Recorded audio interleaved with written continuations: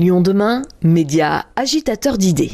À présent, cette belle histoire qui mérite bien un coup de projecteur. Vu que j'ai connu la rue, c'était compliqué de pouvoir avoir un piano et pouvoir jouer, sachant qu'un synthétiseur c'est électrique et quand on n'a pas de toit, on peut pas jouer à ça. Puis même, c'est le stress de la rue, le froid, où on va dormir, c'est pas possible.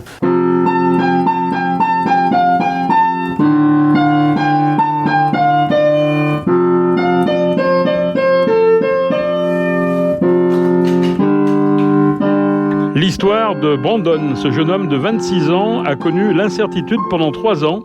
Il s'est retrouvé tout juste majeur, sans abri, avec toutes les déconvenues inhérentes à cette précarité. Déjà, on n'a pas d'adresse fixe et on est obligé d'aller voir le CCAS, la ville de Lyon, pour se faire domicilier là-bas. Et en fait, quand ils disent, l'employeur, quand il te dit t'habites où, tu dis écoutez, je suis domicilié au CCAS. En fait, tout de suite, ça lui met, il dit lui, il est en galère. Et du coup, ça freine l'employeur. Il dit ça se trouve, il va me planter, il va partir, ou il peut lui arriver n'importe quoi. C'est un peu une fierté. Quand j'ai eu l'appartement, j'ai ma copine, elle était hyper contente. J'étais de partout et nulle part en même temps. Et en fait, quand elle a su que j'avais eu l'appartement, elle était ultra contente. Elle est même venue le soir même pour voir à quoi l'appartement ressemblait. Brandon a intégré une résidence sociale à Aralis. Après 3 ans de suivi social et d'accompagnement, Brandon a pu trouver un logement dans le circuit traditionnel. Mission donc remplie pour Aralis, une fondation qui propose un logement transitoire pour répondre à diverses situations.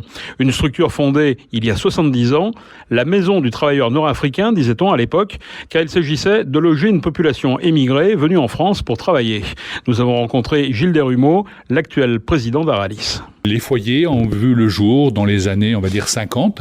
La fondation est née en 51. Alors à ce moment-là, on ne s'appelait pas Fondation Aralis. Ça, c'est dans les années 70. Ça a été d'abord la Maison du travailleur nord-africain et ensuite la Maison du travailleur étranger. C'était loger des travailleurs dans une perspective en plus de logement à moindre coût. C'est-à-dire que l'idée, c'était que c'était une population qui allait repartir. Donc on faisait de l'habitat transitoire, des foyers, avec un statut d'ailleurs hôtelier et sur un mode, on va dire, paternaliste au mieux, militaire au pire, de gestion de ces populations dont on se méfiait un peu dans un contexte de guerre coloniale. En 2022, quelles sont les missions aujourd'hui ? Eh bien, aujourd'hui, les missions, elles se sont transformées complètement, puisque nos missions, c'est à la fois d'accueillir des personnes en grande difficulté d'accès au logement, de les loger et puis de les accompagner. Donc, ça nécessite que, par exemple, tout ce parc qui a été construit au fil des années, aujourd'hui, il est obsolète. D'une part, parce qu'il a vieilli, et d'autre part, parce qu'il est plus adapté aux nouveaux besoins. On était dans des chambres, ce qu'on appelle en unité de vie, c'est-à-dire des chambres avec des grands couloirs et au bout des espaces sanitaires, avec des cuisines collectives. Aujourd'hui, le logement qu'on propose, c'est du logement autonome où les personnes, elles sont chez elles, avec un droit à y rester, avec une kitchenette, avec des sanitaires. Voilà, donc c'est vraiment du logement et du logement semi-collectif, avec des unités de taille différentes. Ça peut être autour de 100 logements pour des résidences sociales avec des espaces communs, ou ça peut être des unités plus petites pour les pensions de famille qui logent des personnes en grande difficulté sociale avec des unités de 20 logements et un soutien renforcé, professionnel auprès de ces personnes. La configuration a changé parce que le public a changé. Aujourd'hui, quel est votre public ? Alors le public, il est très divers. Le public, il va depuis ces anciens travailleurs migrants que nous accueillons aujourd'hui dans des habitats regroupés qui permet de compenser la perte d'autonomie de ces travailleurs migrants qui aujourd'hui sont à l'âge de la retraite. Ça peut être des jeunes en transition qui ont besoin de se loger rapidement parce qu'ils viennent de décrocher un stage sur Lyon. Ça peut être des personnes qui sont en rupture de couple, de travail, qui traversent des difficultés financières importantes et qui a besoin transitoirement de loger le temps qu'ils rebondissent, qu'ils posent leurs valises et qu'ils puissent aller ailleurs. Ça peut être aussi des personnes en grande situation d'exclusion, personnes en souffrance psychique, des gens qui ont connu la rue pendant plusieurs années et on loge pas ces personnes de la même manière parce que les besoins sont différents. Donc il faut que le logement il soit adapté et les services et le soutien qu'on apporte modulés selon les besoins des personnes. Votre devise, c'est en quelque sorte aujourd'hui le logement accompagné. Ça veut dire quoi? Alors c'est justement du logement, d'abord autonome où les gens ils sont chez eux, mais avec des soutiens à la vie quotidienne qui leur permettent d'avoir toujours quelqu'un avec qui parler, quelqu'un qui les écoute, quelqu'un qui détecte les difficultés qu'ils rencontrent et qui soit capable de les orienter vers les bonnes personnes qui vont soit poser un diagnostic lorsqu'il va y avoir des questions de santé, soit qui va pouvoir les aider à accéder à un logement, à un emploi, à leurs droits administratifs quand ils sont en difficulté de ce côté-là. Voilà. Donc on est vraiment dans un travail d'écoute et de soutien des capacités des personnes pour les aider à recouvrer l'ensemble de leurs droits. Dans résidence sociale, il y a des pensions de famille. Ça, c'est une formule que vous développez aujourd'hui. Pour quelle raison? Alors, moi, j'y suis très attaché depuis 1997,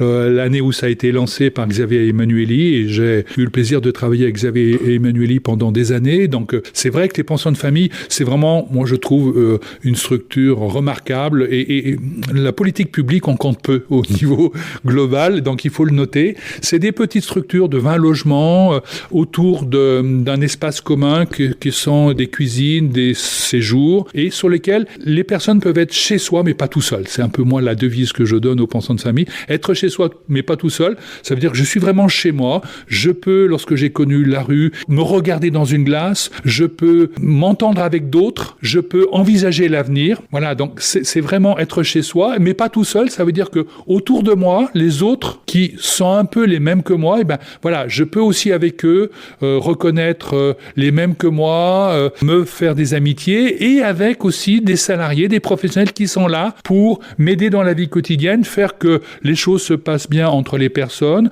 fasse qu'il y a un peu de vie, d'âme dans ces pensions de famille et puis que les personnes, elles puissent aussi en sortir, c'est-à-dire retrouver une vie sociale, aller au cinéma, faire du jardin, trouver des occupations parce que souvent ce sont des personnes abîmées par la vie, qui ont connu des accidents de la vie très importants. C'est souvent des personnes qu'on va pas retrouver dans un travail banalisé, mais par contre qui ont besoin que leur capacité soit reconnue par l'ensemble de leur environnement. En gros, c'est détecteur de difficultés et détecteur de capacité ensuite? On peut pas travailler que sur les difficultés, parce que sinon c'est d'une certaine manière déprimer les personnes, les renvoyer uniquement à leurs difficultés, alors qu'une personne c'est aussi des capacités, mais des capacités éteintes, des capacités pas mobilisées. Donc notre job, c'est de faire qu'en proposant la clé d'un logement, on ouvre aussi une clé en eux qui va remobiliser leurs capacités, qui va faire qu'elles vont s'en sortir et en sortir dans les deux sens du terme, s'en sortir personnellement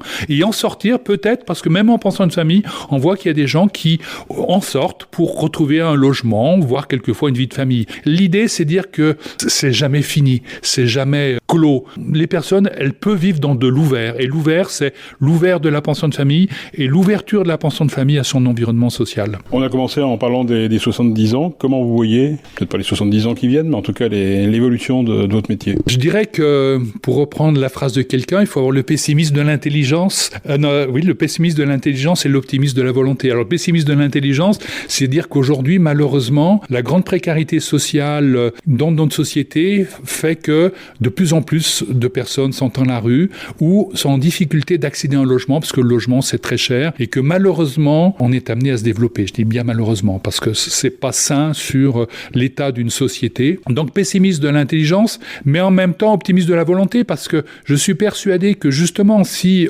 on est hospitalier vis-à-vis de tout le monde, les gens qui arrivent ici parce qu'ils connaissent l'exil d'un pays étranger, hospitalier parce que, ces personnes dont personne ne voulait loger, on les loge et on les accompagne, une société, elle peut être vraiment humaniste, c'est-à-dire retrouver des valeurs concrètes qui permettent à des personnes de trouver un lieu où souffler, où être soutenues et révéler leurs capacités et d'être reconnues pour des personnes chacune uniques. Gilles Desrumeaux, l'actuel président de la Fondation Aralis. Si vous voulez en savoir plus sur le parcours de Brandon, rendez-vous sur notre site internet liondemain.fr.